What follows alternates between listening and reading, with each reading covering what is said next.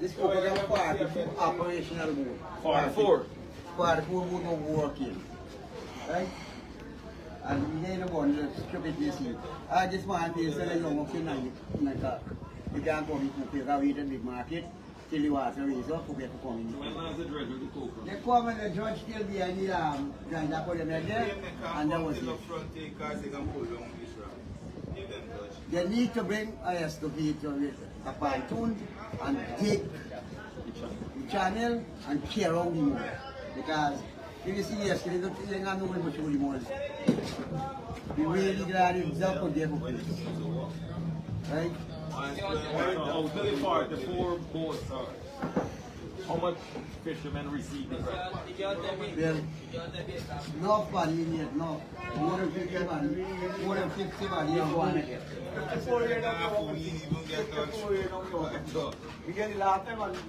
Yeah, more than 50 money you get the cash, right?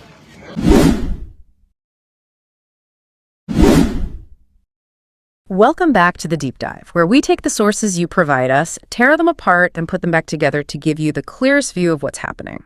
Yeah. Today, we have a very specific mission.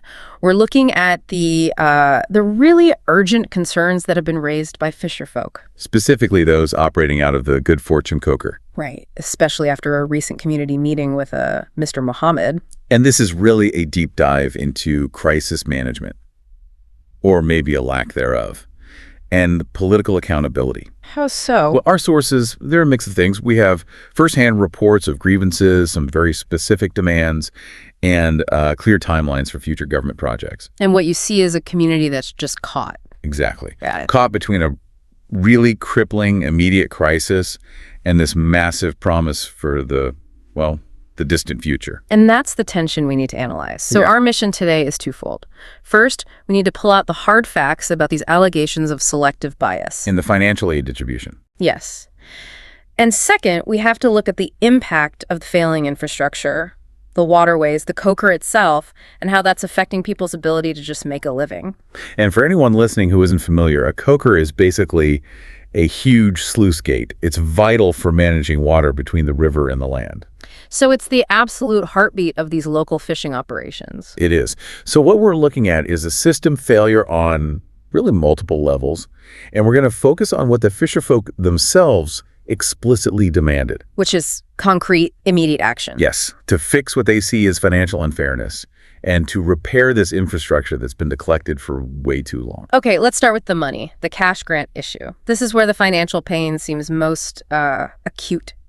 It is. The sources, they paint a very stark picture. We're talking about hundreds of fisherfolk at the Good Fortuin Koker who just didn't receive the cash grant. And this is a grant being distributed by the Ministry of Agriculture. Hundreds of people in one concentrated community. That's a massive exclusion rate. And you have to understand, for small-scale fishing, a government grant like this isn't just, extra income. It's a lifeline. It's the bridge. It keeps the lights on. It keeps the boat fueled.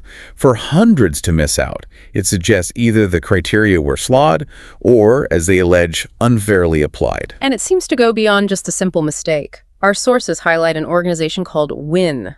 The Women's International Network. And they're identified as a key advocate here, a lobby group for the local residents and the fisherfolk. And they weren't just noting that funds were missing. They were calling on the Ministry of Agriculture to stop what they called, and this is a direct quote, selective bias in how the money was being distributed. That phrase, selective bias, that is a heavy accusation. It's not just inefficient. No, it implies it's deliberately prejudicial. Yeah. And if that holds any water, it suggests that relief, which was meant for the entire community, was channeled based on factors other than need. Which just completely undermines trust in the whole system.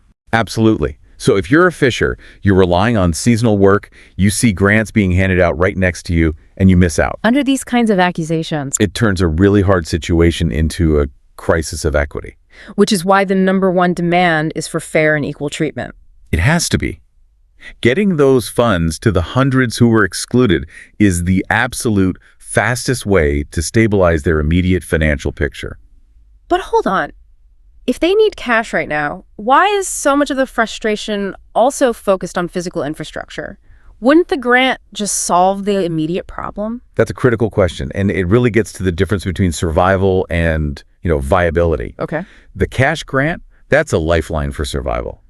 But the infrastructure, that's the difference between having a profitable business and just breaking even. Or worse. So the physical roadblocks they face every day are actually undermining the value of any cash they might get. Precisely. Okay, so let's look at those physical hurdles. Our sources point to 3 really specific failures. First up is discharge costs at a place called Meadow Bank. Why are small boats facing these massive fees just to offload their catch? The sources are pretty clear on this. It's a physical blockade issue. A blockade? Essentially, yeah. Larger, more commercial vessels are physically blocking the smaller artisanal boats from the good discharge areas. So the small boats are forced to either wait for hours, Losing time, their catch losing quality. or they have to use other, more expensive ways to offload. Exactly. The bigger operations are squeezing the smaller ones out, and any thin profit margin they had, it just vanishes because of these forced fees and delays. And that leads directly into the second, and I'd argue maybe the most critical physical problem, the need for dredging. They are urgently calling for the dredging of the passage from the Demerara River to the Good Fortuin Koker. Why is that so important? Access is everything. Why? If that passage silts up, if it gets too shallow, boats can't pass. Or they can only pass at certain tides or with much smaller loads. It's like a clogged artery. That's a perfect analogy. It's the artery to their workplace. If it's clogged, their whole operation is compromised. If you can't move your boat, you can't catch fish. It's that simple. This isn't the long-term goal for them. It's an immediate necessity. Yes. And then there's the third issue. It's smaller in scale, but it says so much about the level of neglect. The washroom facility. It's non-functioning. That small detail, it really speaks volumes. It's not about millions of dollars. It's about basic human dignity, basic workplace standards. Right. Imagine being out on the water for hours, you come back to your workplace, and it lacks the most fundamental hygiene facilities. So you take those 3 things together. The dredging, the Meadow Bank situation, the lack of a washroom. You see how this physical neglect just directly fuels financial instability.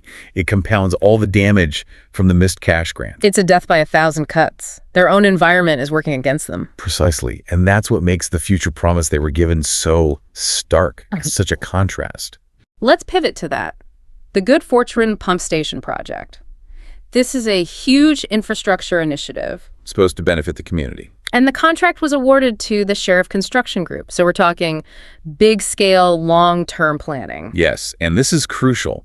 During that community meeting with Mr. Mohamed, an accountability chain was set up. How so? Mr. Amir Ahmad told everyone there, Mr. Mohamed, the Fisherfolk, all the residents, that this project would be completed by a very specific deadline. Which was? October 2026. October 2026. That's still 2 years away. It is. And Mr. Mohamed, according to the sources, explicitly said that Sheriff Construction would be held accountable to that timeline. So it's a clear benchmark for the future. And this is where that tension you mentioned really comes into focus. It does. You have this formal promise of a huge benefit, better drainage, better water management, but it's not due for 30 plus months. And you have to ask. How are these hundreds of fisherfolk who are cut off from grants now, whose passage is blocked by silt now, how are they expected to even survive until October 2026? Right. Will they even have a viable business left to benefit from the pump station when it's finally finished? It creates this narrative where the future is bright, but the present is just actively deteriorating. It's like the government is promising a new car in 2 years while your scooter has 2 flat tires and a missing seat. A great way to put it. For these fisherfolk, that 2026 deadline doesn't help them launch their boat tomorrow morning. Or cut their discharge costs this afternoon. Which forces them to look up the chain of command. And that's why the sources are so explicit in who their demands are for. Right. Which brings us to the formal calls for action. They've laid out the crisis, they have the future timeline, and now they're directing their demands squarely at one person. Minister Zulfikar Mustafa. By naming the minister, they're streamlining the accountability. Absolutely. They're not just asking a faceless ministry. They're identifying the individual they hold responsible for fixing this, for deploying the resources. And their demands fall into the 2 areas we've been talking about. The first is that administrative fix.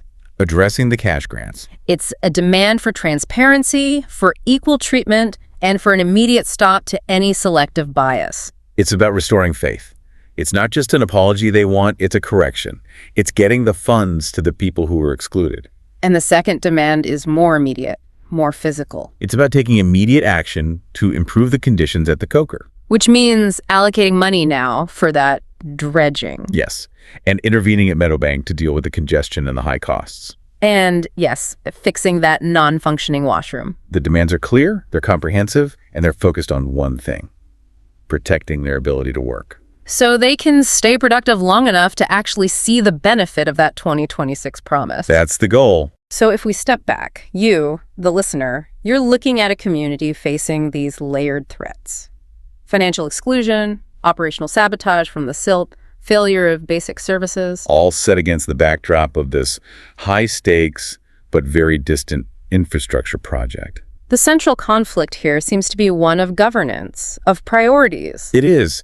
How can a community thrive when its most immediate practical needs, like just getting a boat out to the river, are neglected, while these huge, high-profile future projects are being publicized? The small things, the dredging, the washroom. They're often the non-negotiables. They determine whether a livelihood even survives the wait. So here's a final thought for you to chew on.